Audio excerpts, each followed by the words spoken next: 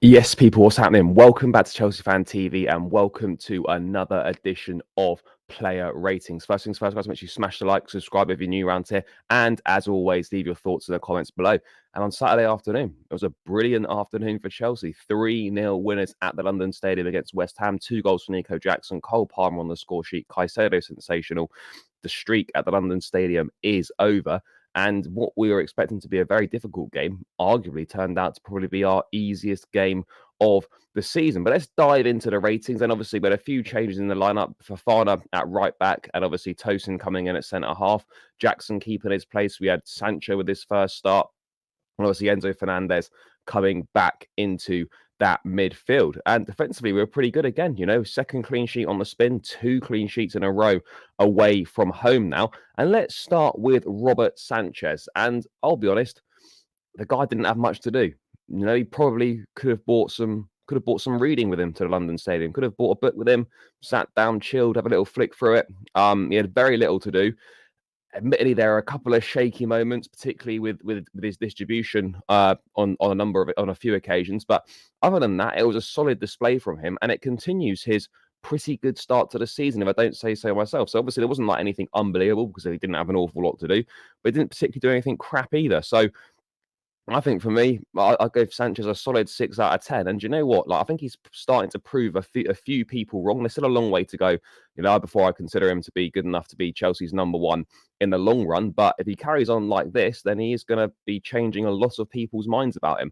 Moving on to Wesley Fofana then. Obviously in at right back, had to make a change. Couldn't be Disasi. Fair play to Maresca for recognising that and switching things up. He had a reasonable afternoon. I'll be honest, he was very lucky not to give away a penalty when he pulled back, I think it was Somerville, in that first half. He was on the pitch for just under an hour. A couple of times he did get exposed, but I felt, playing out of position, he did reasonably well. And I would probably say, I'll probably give him a 5.5. I think, I think he was just above average, but nothing more than that. But he certainly did a better job than Disasi, I think, would have done out there. So 5.5 for Fofana in the right back slot, and we just need Gusto back fit as soon as possible. Moving on to Tosin then, in for his first start in the Premier League. I thought he was really good. He was calm and composed presence on the ball. He kept Bowen quiet for the majority of the game. He was there to clear his lines. Nothing stupid on the ball. This was a really encouraging, really promising performance from him. And look, obviously, Fofana and Cole is that first choice partnership. But if Tosin continues to impress when he gets given the opportunities, then he is going to give Maresca something to think about in potentially forcing his way into that starting lineup. So I'd probably give Tosin, I'll give him a 7. I think a 7 out of 10 is fair for him. Moving on to Levi Colwill, again, impressed against Bournemouth. Another impressive performance at the London Stadium. He's a solid presence at centre-back. He's really impressive on the ball as well. His range of passing was on display again. And he played his part in a really nice team move for, obviously, Jackson's second goal. So this was encouraging from Colwill.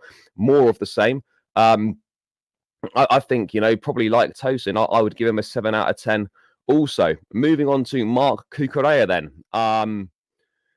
Yeah, good from him again. Solid. I'd probably say an assured performance. And it looks like he knows this role he knows his role in the team sort of inside out now. That inverted role, he plays it to a T. It suits him perfectly. Yeah, he picked up a yellow for a bit of a reckless challenge on Kudus, but he had to do it. It's one that stopped a potentially dangerous counter-attack. And Cucurella is really establishing himself as a key component of this Chelsea team. So I'd probably give him a 6.5. But a solid display from the back four in general on that one. And after having a few defensive problems at the start of the season, back-to-back clean sheets now is building some momentum and is going some way to addressing some of our defensive issues. Obviously, we're going to carve against tougher tests than we did against West Ham, but it's encouraging and it's a positive step in the right direction, considering we were letting in a lot of goals in the first few games of the season. Moving into midfield then, Moises Caicedo, what can we say? Ran the midfield in every single way possible. for me, probably his best performance in a Chelsea shirt. And what a contrast it makes 12 months on from his last appearance at a London stadium, where he made his debut, had an absolute howler, gave away a penalty. It was just a shocking afternoon in general. This was vintage Caicedo, the Caicedo that we saw at Brighton, the Caicedo that we paid the money for, broke play up, started attacks, grabbed a well-earned assist for Jackson's second goal. An impressive display all round. And he's going to be absolutely vital to any success that we have this season. Just a superb all-round display. I know Jackson got the official man of the match, but it could have easily been Caicedo. And for me, I think Caicedo, I know Jackson gets applauded for the goals and rightly so, fair enough. But for me, I'd give Caicedo a 9 out of 10 for his performance yesterday. Absolutely superb. Moving back to his partner then, Enzo Fernandez, back in the team after missing the game against Bournemouth through illness. This was impressive from Enzo. I thought he was good. He helped bring back that element of control to the midfield. He played his part in the free-flowing move for that second goal with a nice one-touch pass to Caicedo, who then obviously set Jackson through on his way. And this was probably one of Enzo's better performances of the season so far. And, the midfield, we had real control in there, whereas over the last few games, we've been overrunning there. Teams have been playing for the middle of us. And I think Enzo played a big part in giving us more control on that midfield. So for me, I'd give him a 7 out of 10. Moving on to Noni Madueke then. It might sound a bit harsh, but he was probably one of Chelsea's worst performers on the afternoon, which, I don't want to sound harsh, but he was. It wasn't a dreadful performance by any accounts, but he was definitely one of the quieter players.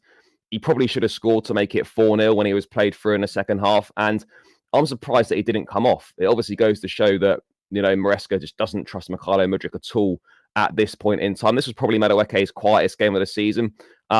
He's still done okay. But I'd say I'll probably give him a 6 out of 10 for his performance, which is just not one of his better afternoons. Quiet, but still did some nice things on the ball. Moving on to Cole Palmer then. Second week in a row where, team was trying to do a job on him, man marking him, tracking him all over the place. He had a very, very good effort in the first half, which just went wide. And, even though teams are starting to double up on him now and trying to mark him out the game, he still left his mark on proceedings, even though it was a bit of a quieter afternoon for him. He's clinical in that second half with a brilliant finish for the third goal. Great run to overlap Jackson, who obviously provided a great pass to him. It was taken off, just over the hour mark, around the hour mark he was taken off. I'll probably give Palmer a 7 out of 10 for his performance. Not as much influence as maybe he would have hoped for. Still, big goal, needed it, 3-0, killed the game 2 minutes after halftime. And what's really important now is that the supporting cast seem to be stepping up as well. Because if Palmer had an off day or didn't really contribute a lot, that would normally mean that Chelsea wouldn't play well and probably wouldn't win. But now the supporting cast are stepping up. And if Palmer does have an off day, it is looking like on the early sort of indications that isn't going to perhaps matter as much this season. So 7 out of 10 for Palmer. Great finish for that goal. Jadon Sancho, first start. Obviously not quite as impressive as his Bournemouth performance, but he set up Jackson for the opener. 2 assists in 2 games. And I think, if I remember this stat rightly, I'm pretty certain he created the most opportunities of any player in that first half. It was a positive performance, first start for the club. Some nice touches and whatnot. As I said, not quite as good as his Bournemouth performance, but this was encouraging. And at the moment, it looks like he's got that left wing spot sort of locked down, even though he's only been here about 2 minutes. So yeah, hopefully see more from him. But, to get another assist, to play reasonably well, get another sort of 56, 57 minutes in his belt, given he's not played much football. Overall, a positive afternoon for Sancho. I'd probably give him a similar rating to Cole Palmer. I'd probably give him a 7 out of 10 for that one as well. And then we round out with Nicolas Jackson. What can we say? All the talk beforehand was, Nkunku needs to play. Nkunku should be playing instead of Jackson. Jackson, with his performance, showed why he starts over Nkunku. 2 really classy finishes. The first, a sublime assist for Palmer in the second. Lovely finish for the first, through Areola's legs from a tight angle. Then a great finish with the outside of the boot for his second goal. West Ham couldn't live with his pace. He runs in behind, stretching the back line. And you may well have backed him to get his hat trick potentially if he'd not been taken off with about half an hour to go. But this is the Nicolas Jackson that we know about. This is Nicolas Jackson that, you know, we can see on a regular basis and we want to see on a regular basis.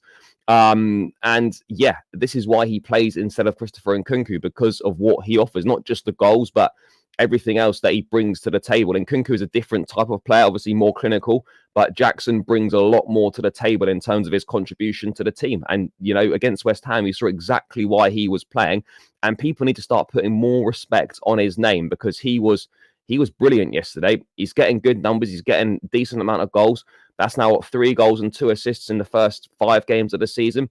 You couldn't ask for too much more from someone in their second season. It's obviously hard to back up sometimes what you do in your first season, but he is on the right track at the moment. And I gave Caicedo a 9 out of 10. I'm going to give Jackson an 8.5 out of 10 for his performance. Obviously, the subs, we had the Sassy and Neto come on for about half hour. They both done reasonably well. The Sassy did quite well at right back when he came on. Luckily, with 3-0 up, so any mistakes he potentially could have made probably wouldn't have mattered too much. Neto, you know, did some nice little bits and pieces out there. Then obviously in Nkunku and Felix, there wasn't an awful lot there. Felix had a couple of opportunities where he could have scored. But other than that, you know, an overall all-round solid performance from the boys. I think our best performance of the season.